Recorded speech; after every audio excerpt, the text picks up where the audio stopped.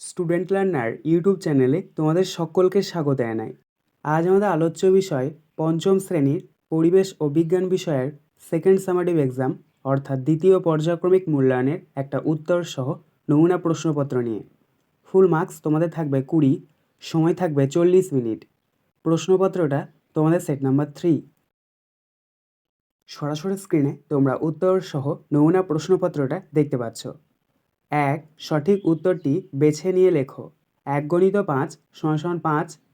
1-1 ঘুম railway station যে জেলায় অবস্থিত তা হলো দার্জিলিং, জলপাইগুড়ি না মালদা?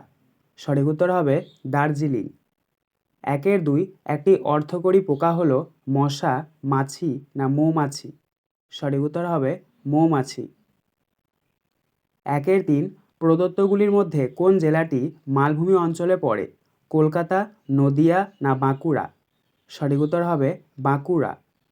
1-4 গঙ্গা নদী মিশেছে বঙ্গোপসাগরে, আরব সাগরে না প্রশান্ত মহাসাগরে?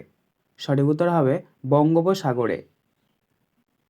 1-5 মাস্টারদা নামে পরিচিত ক্ষুদিরাম বসু, প্রফুল্ল চাকি না সূর্য সেন? সঠিক উত্তর হবে সূর্য সেন।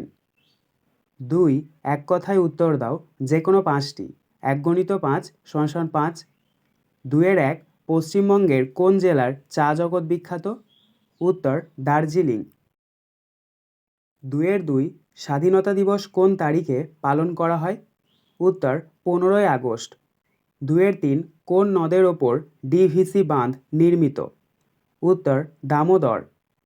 2-4 একটি জিওল মাছের নাম লেখো। উত্তর কই। 2-5 জমি চাষ করার একটি আধুনিক যন্ত্রের নাম লেখো। উত্তর হারভেস্টার। 2-6 গ্রীষ্মকালে চাষ হয় এমন একটি ফসলের নাম লেখো। উত্তর তরমুজ। 3 বাম স্তম্ভ ও ডান স্তম্ভ মিলিয়ে লেখো। 1 × 5 = 5। দেখো এখানে তোমাদেরকে বাম স্তম্ভের সাথে ডান স্তম্ভ মিল করাতে হবে।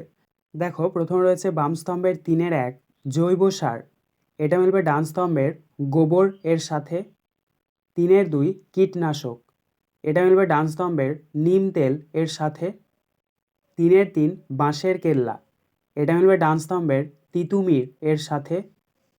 3-4 সতীদাহ প্রথা রদ, এটা মিলবে ডান স্তম্ভের রাজা রামমোহন রায় এর সাথে।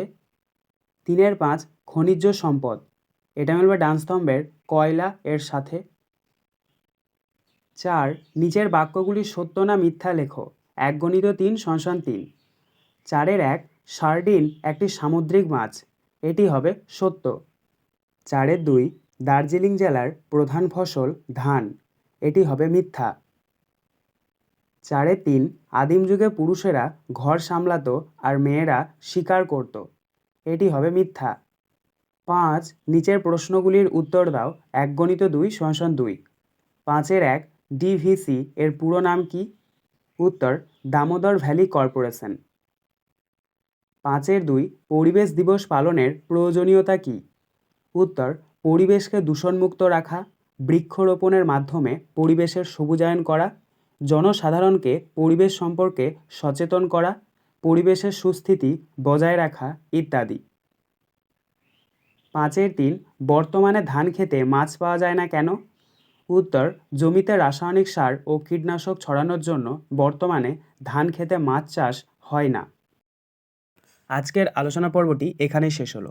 আশা করি ভিডিওটি তোমাদের ভালো লেগেছে। যদি ভালো লাগে একটা করে লাইক করে দিও।